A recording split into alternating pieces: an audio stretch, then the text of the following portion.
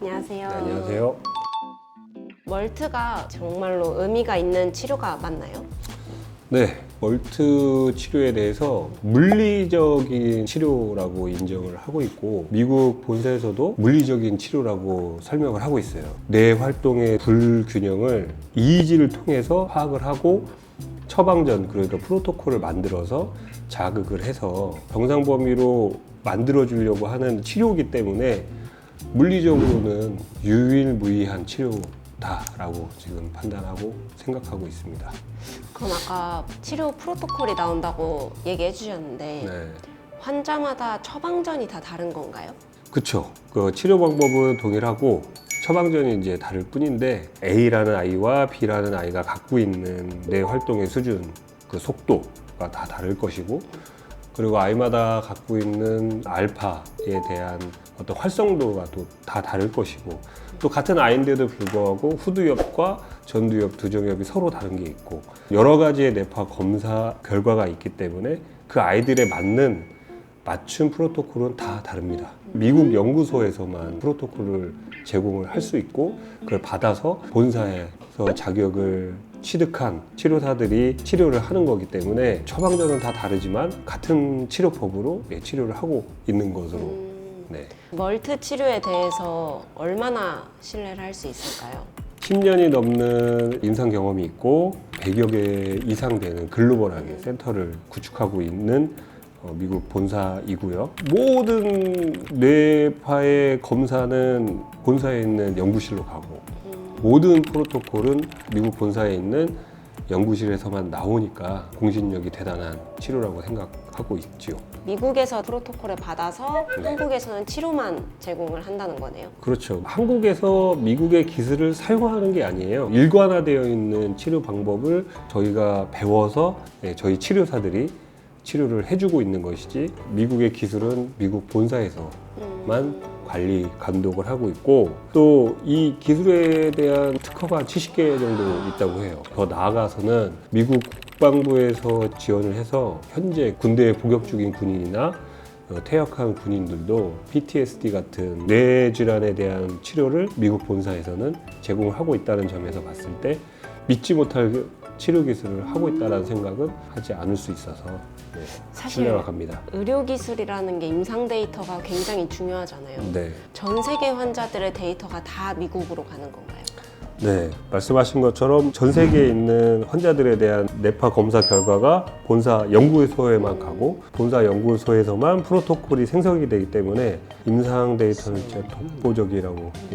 얼마 전에 올라온 닥터스 영상을 봤어요. She came up to me with a little cup and she said to me, "Dame más jugo, give me more juice." And those were the first words I had ever heard from my daughters. 멀티 후기를 보면 언어적으로도 발달이 됐고 감각적으로도 불안도가 낮아지고 사례들이 있는데 실제로 이런 효과가 있나요? 일단 그 닥터스의 영상은 2019년 영상이고 지금 5년이 지났는데 그때보다 훨씬 더 많은 발전이 이루어졌다라고 저는 들었고 그렇게 믿고 싶고요. 이 멀티를 받는다고 해서 언어적으로 무조건 좋아진다 라고 하기엔 좀 무리가 있어요. 왜냐하면 기존의 언어 치료를 많이 받았던 아이가 학습이 되어 있는데 어떤 방해 또는 어떤 감각적인 문제 때문에 발화를 못하거나 어중뛰었던 아이가 멀티를 받으면 좀 더 또렷해지거나 아니면 발화를 하는 경우가 많이 있어요. 학습이 되어 있었던 것이 보이기 시작하는 거죠. 알기 시작하게 되는 거고 표현하기 시작하는 거죠. 아예 없었던 거는 없었던 걸 잊게 할 수는 없어요. 한번 치료받아서 정상적으로 된다면 얼마나 좋겠습니까만은 안 되니까 이 멀티는 매직이 아닙니다. 뇌파를 정상 범위로 가기 위한 훈련이라고 생각하는 게 좀 더 맞는 것 같아요. 발달된 뇌파로 인해서 이전에 했던 걸 좀 더 자연스럽게 할 수 있거나 못했던 걸 하거나 아니면 새로 배운 거를 학습하는 데 있어서 이전보다 더 잘할 수 있어요. 저희 아이도 그런 사례 중에 하나입니다. 이렇게 볼 수도 있나요? 볼펜이란 단어를 알고 있어요. 알고 근데 있죠. 어떠한 방해받는 요인들 때문에 이 볼펜이란 단어가 입 밖으로 나오지 않아요. 그런 거를 입 밖으로 나올 수 있게 도와주는 이게 뭐야? 라고 물어봤을 때 나는 이게 뭐야? 라고 물어본 거에 대한 의미를 내가 볼펜이라고 대답을 해야 된다는 게 이제 정상적인 그건데 네. 한 달 전에 있었던 생각이 왔다 갔다 현실 왔다 갔다 하고 여러 가지 소리가 동시에 들리고 막 이랬을 때는 수많은 방해적인 어떤 요인 때문에 나는 볼펜이라고 말을 할 수가 없어요.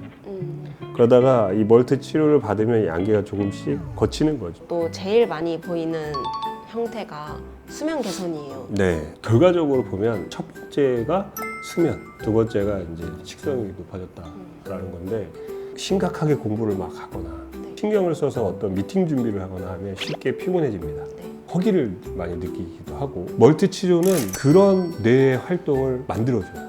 지금 현재 내 수준에서 조금 더 진짜 조심스럽게 조금씩 더 그러나 나의 기준은 여기인데 좀 더 좋은 기준으로 균형을 맞추려고 할 때는 소비하는 에너지가 클 수밖에 없죠. 그러면 피곤해지고 또 허기가 지고 근데 치료가 끝나고 바로 집으로 데려가서 아이가 피곤해한다고 해가지고 졸려서 재워버리면 멜라토닌이 충분히 활성이 되어야 될 10시와 새벽 2시 사이에는 아이한테 멜라토닌이 줄어들 수가 있어요. 그래서 치료 끝나고 간단한 산책이라든지 마트를 데려가든지 아이가 좋아하는 키즈 카페를 가든지 어떤 활동을 조금 하고 집에 돌아가서 밥도 챙겨 먹이고 하다 보면 자야 될 시간이 좀 생기거든요. 그때 재우면 그 전보다 질 좋은 수면을 하고 있는 걸 충분히 느낄 수가 있죠. 멀티 치료가 코일을 통해서 자극을 주는 건데 네. 어떤 방식으로 자극을 주는 걸까요? 일반적으로 부모님들이 저도 그랬어요. 치료하기 전에 전기 자극을 저렇게 뇌에다 직접적으로 하면 굉장히 위험하겠다.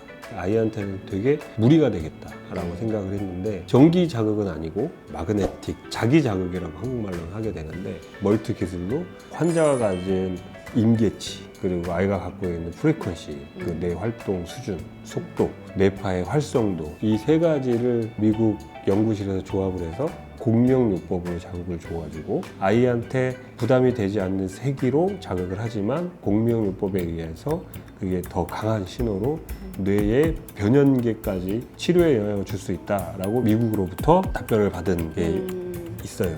공명요법이라는 게 조금 어렵긴 한데 혹시 네. 이거를 쉽게 설명해 주실 수 있나요? 성균관대 물리학과 교수님이 설명했던 부분인데 이걸 가지고 설명을 하셨어요. 이게 지금 같은 주파수의 대들이고 네. 이게 같은 주파수의 대들이면 여기에 맞게 저희가 자극을 주면 이 위에 있는 아이의 뇌파는 자극을 주면 위에 것만 흔들리고요. 아, 긴 것만 흔들리네요. 네, 우리 아이 주파수가 요 밑에다. 그럼 밑에 것만 해주면 밑에 것만 움직이는. 다른 거 왜 그래요? 물리학에서 왜? 그 공명이라는 아이에게 맞는 뇌의 활동 수준을 균형을 맞추기 위한 자극이 더 깊게 또 영향력 있게 전달이 된다. 이거는 뭔가요? 이거는 이제 이마에도 되고 한 이 정도로 치면 아, 네, 이 정도로 치면 한 이 정도의 세기로 아이가 느끼는 거죠. 제가 미국에 있을 때 이걸로 알려줬어요. 기본적으로 안내 나가는 거기에 보면 샤워부스로 이렇게 치료한다라고 아이한테 아 이거 연습을 시켜달라고. 치료. 예.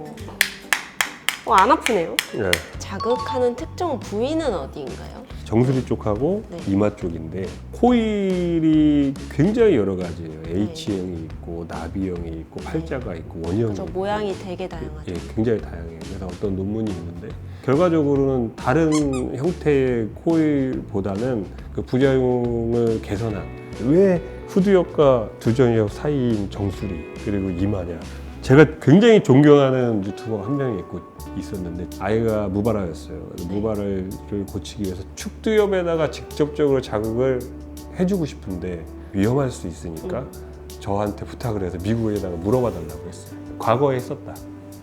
근데 아이한테 긍정적이지 못해서 지금은 하지 않는다. 너무 위험해서 그런 예. 건가요? 근데 그분은 했어요. 음. 했는데 이제 아이가 새벽에 탱크가 되었다라는 얘기를 하더라고요. 미국에서는 15년 동안 축두엽 앞에 뒤에 뭐 다 해봤는데 네. 가장 안전하고 네. 발달 정도가 가장 좋았던 부위가 지금 현재 멀트를 치료할 때 교육하는 포인트예요.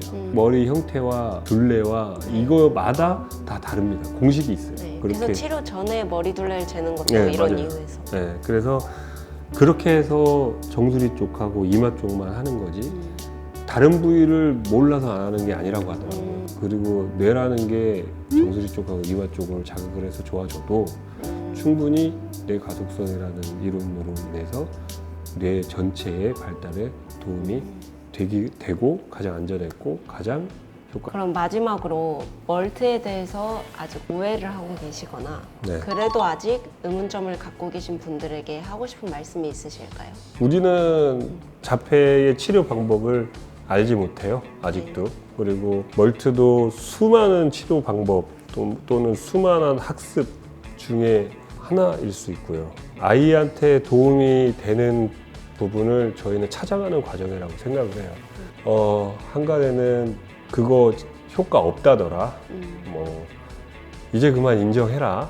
막 이런 얘기를 하는데 저는 아이의 자폐를 인정을 해요. 그리고 우리 아이는 장애인증도 있고요. 100% 인정을 하고 싶어서 아이의 행동을 따라하기도 해봐요. 좀 의미 없는 말도 같이 해보기도 하고 같은 눈높이로 같은 초점으로 사물을 바라보기도 하고 너무너무 아이의 상태를 인정하고 이해를 하려고 하는데 인정하라는 얘기가 저한테는 이제 포기하라는 얘기로 들려요. 이제 그냥 치료하는 건 포기하고 그 아이와 어떻게 살아갈지의 방법을 한번 찾아봐라라는 얘기를 저한테 하는 것 같아요. 근데 언젠간 그래야 되겠죠, 나도. 근데 지금은 지금보다 좀 더 행복한 미래를 만들 수 있게 하는 분명한 의미가 있는 치료라면 언어든지 ABA든지 뭐 감통이든지 멀티라든지 난 모든 걸 아이한테 제공을 해주고 싶어요. 그리고 그런 거를 내가 힘 닿는 데까지 하면 안 하는 것보다는 더 나은 미래가 우리 아이한테는 분명히 보장이 되어 있다고 확신하고 있고 우리가 운동을 할 때 보면 운동을 하고 나서 보충제를 먹잖아요. 네. 근육은 더 발달이 된다고. 그리고 또 한 가지 더 얘가 외과적인 수술을 하게 되면 필요한 영양분을 보충하기 위해서 약을 먹는단 말이에요. 그 다음에 물리치료까지 해요.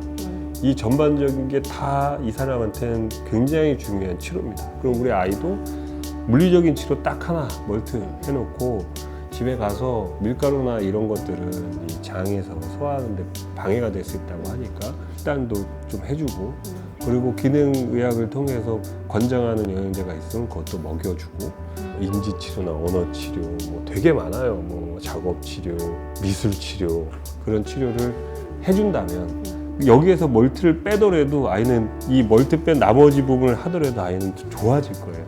근데 여기서 멀티로 뇌파의 활동 수준을 정상적으로 물리적으로 해준다고 한다면 경험 있는 유튜버가 얘기했듯이 부스터 역할, 가속화는 분명히 해준다. 사실 자폐 치료가 하나의 치료만으로 해결이 되는 것도 아니고 네. 여러 가지 다양한 치료법으로 접근을 해야 될 것 같아요. 네.